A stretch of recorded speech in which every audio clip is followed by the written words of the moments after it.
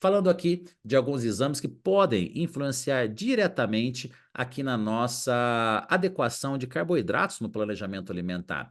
Quando falamos ali em glicemia, a glicemia não mostra a quantidade, né, de carboidratos que esse paciente está ingerindo, mas pode falar muito com relação à distribuição de carboidratos no seu dia. Até um quadro clássico, né? Eu falei daquela paciente que come pouco carboidrato e chega com os níveis de neutrófilos muito baixos. É muito comum também essa mesma paciente apresentar um triglicerídeo lá baixinho, de 30 e pouco, e uma glicemia alta. Por quê? Porque essa glicemia alta está sendo até de catabolismo, né? Então, aqui a glicemia atual, nós temos aqui uma somatória de glicogenólise com aqui a gliconeogênese. Então, nós precisamos tomar esse cuidado de identificar. Opa, está faltando carboidrato. Às vezes está faltando carboidrato, não é porque a pessoa está comendo tão pouco, mas ela está treinando muito. Então, se ela está treinando muito, você precisa aumentar a ingestão de carboidrato dessa pessoa.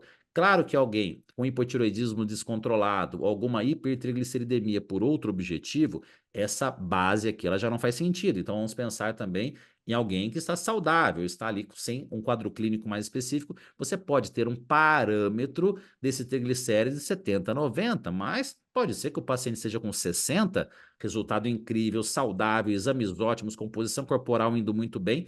Ok, mas só para ter um parâmetro, um triglicerídeo de 150 em alguém que se alimenta bem, não deveria ser ali o esperado.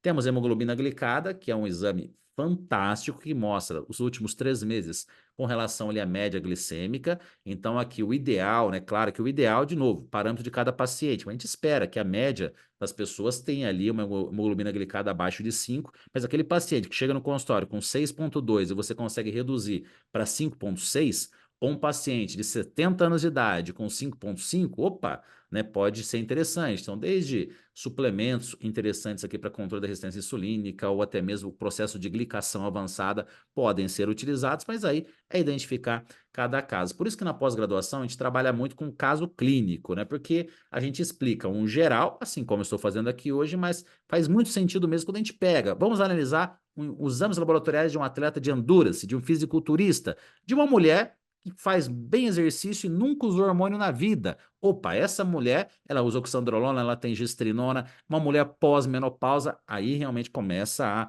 fazer sentido mais esses detalhezinhos que eu vou falando e às vezes pode parecer meio estranho, né? Que não tem uma regra, né? Eu vou lembrando aqui de situações e vou contando para vocês.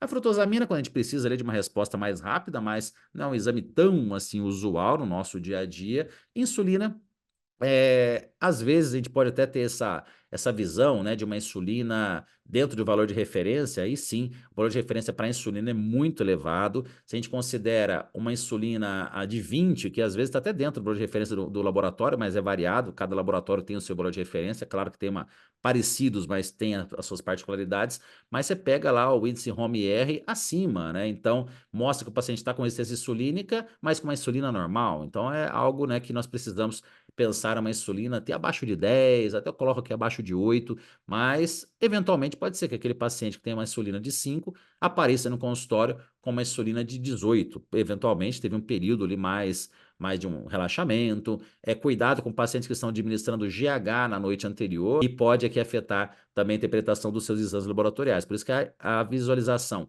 de medicamentos que estão sendo utilizados acaba sendo muito importante. Mas a insulina só faz sentido em conjunto com aqui triglicerídeo, com a hemoglobina glicada, com a glicemia, para aí você fazer um relatório, né, de acordo com o relato do paciente sobre a sua alimentação habitual, né, seja um paciente, no caso aqui, de primeira consulta. Se for um paciente recorrente, você já tem um histórico muito mais adequado.